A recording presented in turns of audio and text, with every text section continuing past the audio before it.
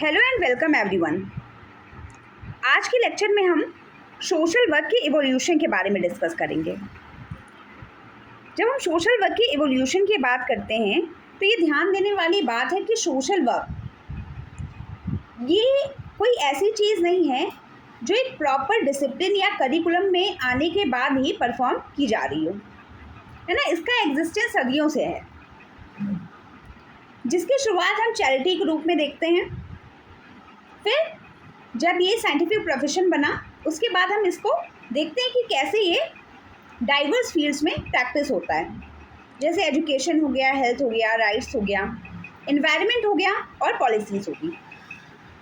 तो बेसिकली जो social work की शुरुआत हुई थी वो चैरिटी के रूप में हुई थी, लेकिन ये जो चैरिटी है ये काफ़ी सेल्फ सेंटर्ड है ना। जिसकी इच्छा है वो कर रहा है और जिसकी इच्छा नहीं है वो नहीं कर रहा है। और सेल्फ सेंटर्ड होने के साथ साथ ये अनऑर्गेनाइज्ड भी है काफ़ी, है ना। कोई रिसर्च की बेसिस पे हम लोगों की हेल्प नहीं कर रहे हैं, है ना। नीडी लोगों को आइडेंटिफाई करके उनकी हेल्प नहीं कर रहे हैं।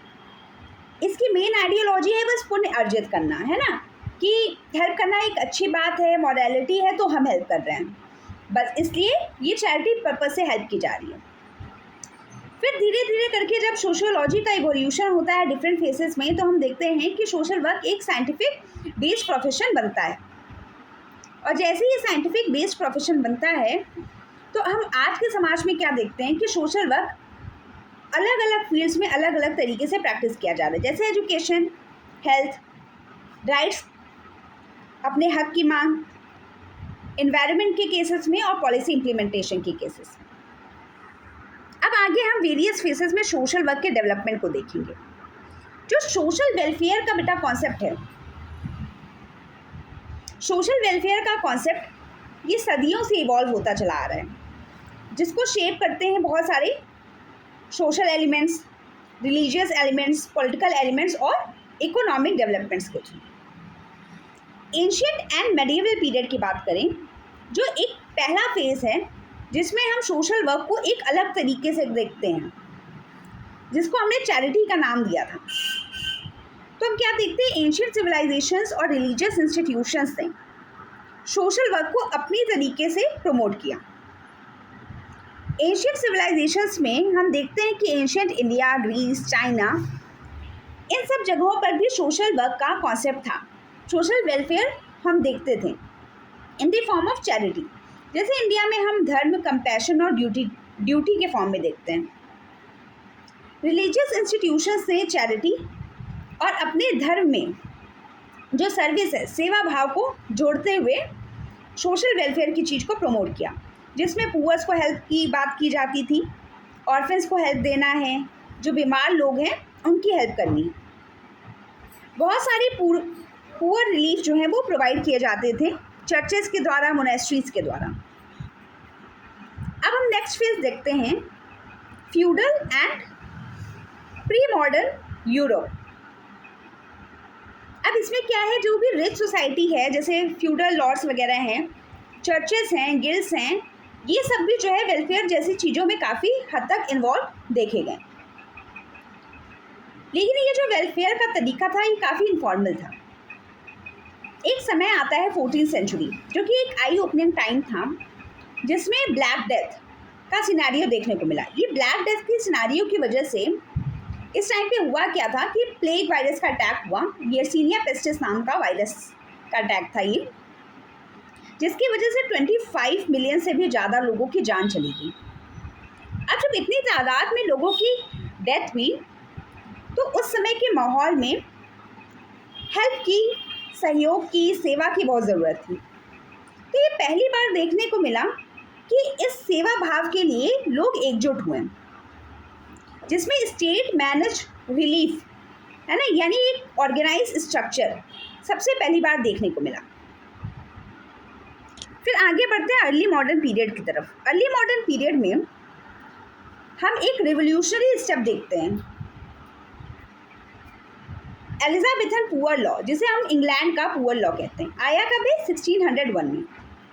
इसमें हमने क्या देखा, एक पहला स्ट्रक्चर्ड सिस्टम देखा पब्लिक असिस्टेंस के लिए, जिसने पुअर्स को दो पार्ट्स में डिवाइड कर दिया, डिजर्विंग और नॉन डिजर्विंग।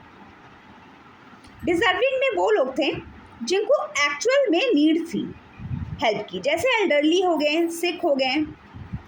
और नॉन डिजर्विंग में वो लोग हैं जो एबल बॉडीड लोग हैं, है ना, जो अपना काम खुद से कर सकते हैं।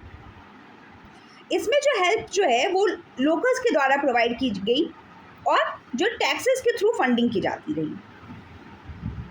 इसमें स्टेट रिस्पॉन्सिबिलिटी को सबसे पहली बार देखा गया सोशल वेलफेयर के लिए। इस तरीके से एक प्रॉपर आइडेंटिफिकेशन का जो सिस्टम है, एक ऑर्गेनाइज्ड वे में नीडी लोगों को हेल्प पहुंचाने का तरीका एलिजाबेथन पुअर लॉ ने प्रोवाइड किया, जिसे हम कहते हैं कि जो सोशल वेलफेयर के क्षेत्र में एक दिशा दी कि हमें किसकी हेल्प करनी है और किसकी हेल्प नहीं करनी है। सो इसने क्या किया, एलिजाबेथन पुअर लॉ ने सोशल वेलफेयर को एक डायरेक्शन दिया। फिर आगे चलते हैं, इंडस्ट्रियल रेवोल्यूशन का टाइम पीरियड है ये 18 to 19 सेंचुरी। यहाँ पे हम देखते हैं चैरिटी ऑर्गेनाइजेशन सोसाइटीज़ के बारे में और सेटलमेंट हाउसेस के बारे में। चैरिटी ऑर्गेनाइजेशन सोसाइटी सबसे पहली बार लंदन में 1869 में फॉर्म हुई। चैरिटी ऑर्गेनाइजेशन सोसाइटी का जो मेन मकसद था वो क्या था कि केस बाय केस इन्वेस्टिगेशन के थ्रू हमें क्या करना है, लोगों की जो एक्चुअल नीड्स हैं उनको देखते हुए उनको हेल्प तो प्रोवाइड करनी है, बट रिसोर्सेज के जो मिसयूज़ है उनको प्रिवेंट करना है। क्यों रिसोर्सेज के मिसयूज़ को प्रिवेंट करना है? क्योंकि रिसोर्सेज की जो मात्रा होती है वो हमारे पास सीमित है, संसाधन काफ़ी सीमित होते हैं, और उन सीमित संसाधनों से जो हमें हेल्प प्रोवाइड करनी है, जो हमें मदद प्रोवाइड करनी है, वो उन्हीं लोगों की करनी चाहिए जिनको सच में ज़रूरत है। क्योंकि एक बार अगर वो रिसोर्सेज वेस्ट हो गए तो समझ लो क्या है कि वो हेल्प भी वेस्ट हो गई। अब हम आते हैं settlement house movement. Settlement house movement सबसे पहली बार ये टॉयनबी हॉल में देखा गया, फिर हल हाउस जो है यूएसए का, यहाँ देखा गया। ये जो सेटलमेंट हाउस मूवमेंट है, नाम से समझ में आ रहा है हमें, लोगों जो गरीब लोग हैं उनके साथ रहकर, है ना, उनकी जो एक्चुअल नीड्स हैं उनको आइडेंटिफाई करते हुए उनको हेल्प देनी है। जैसे अगर कोई पुअर है तो उसे धन की आवश्यकता हो सकती है, वहाँ के बच्चों को एजुकेशन की आवश्यकता हो सकती है, कम्युनिटी में कुछ रिफॉर्म की आवश्यकता हो सकती है ना। जैसे अगर हम अर्बन एरियाज़ में जा रहे हैं, वहाँ के स्लम एरियाज़ को देख रहे हैं, तो हम देखते हैं वहाँ वो लोग अर्बन पॉवर्टी को सफ़र कर रहे हैं, जिसकी वजह से उनकी जो जीने की हालात हैं वो नहीं सही हैं। तो ऐसा ही कुछ वहाँ भी देखने को मिला, और उन्होंने अर्बन पॉवर्टी को एड्रेस करने की बात की, वुमेंस के इश्यूज़ को एड्रेस करने की बात की, और लेबर राइट्स को एड्रेस करने की बात होगी। जैसे हम आज के समय में अगर हम देखें तो क्या है, नीड्स जो है वो काफ़ी अलग अलग होते हैं। ज़रूरी नहीं है कि हर किसी का वेलफेयर हम धन से ही कर पाएँ। फॉर एग्ज़ाम्पल जैसे अनटचेबल्स हैं, उनकी नीड्स अलग हैं, है ना, वो उनको धन से पहले ज़रूरत है उनकी सोसाइटी में स्टेटस को अपलिफ्ट करने की। विमेंस को सिक्योरिटी की नीड्स है ना, चिल्ड्रंस को एजुकेशन की नीड्स है। तो क्या है कि हम जब तक कि उनके साथ रहकर उनकी एक्चुअल नीड्स को समझ नहीं लेते तब तक हम उनकी सही मायने में हेल्प नहीं कर पाएंगे। तो सेटलमेंट हाउस मूवमेंट का जो है पूरा पर्पज़ ये था कि उनकी नीड्स को समझते हुए योगदान देना। फिर अब समय आ जाता है प्रोफेशनलाइजेशन का। प्रोफेशनलाइजेशन सबसे पहली बार हम कहाँ देखते हैं, न्यूयॉर्क स्कूल ऑफ फिलैंथ्रोपी में। ये समय है 1898 का।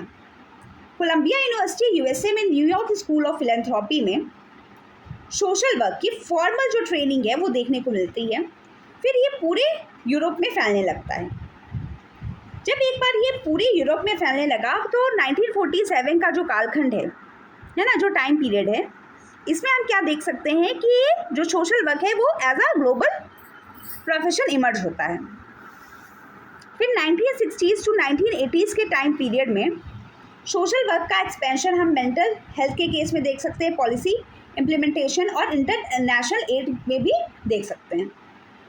फिर 1990s से प्रेजेंट जो 21st सेंचुरी है, इसमें हम क्या देख सकते हैं, सोशल वर्क जो है वो ह्यूमन राइट्स के क्षेत्र में, डेवलपमेंट के क्षेत्र में, सोशल जस्टिस के क्षेत्र में और क्लाइमेट चेंज की क्षेत्र में काफ़ी अहम भूमिका निभा रहा है। जो सस्टेनेबल डेवलपमेंट गोल्स जो हमें मिले हुए हैं ब्रंटलेट कमीशन के द्वारा, उसको भी फुलफ़िल करने के लिए हमें सोशल वर्कर्स की ज़रूरत है।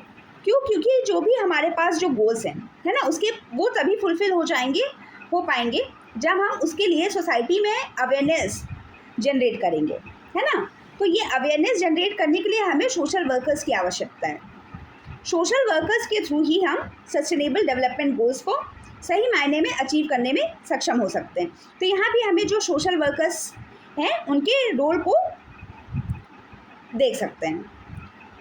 तो आज के लिए जो सोशल वर्क का जो डेवलपमेंट है वो हमने ओवरऑल सिनेरियो यानी जो वर्ल्ड वाइड जो सोशल वर्क का डेवलपमेंट है उस फॉर्म में देख लिया है। अब हमें इंडिया, यूएसए और यूके के फॉर्म में सोशल वर्क का डेवलपमेंट देखना है, जो कि हम आगे के नेक्स्ट लेक्चर्स में करेंगे। Thank you so much.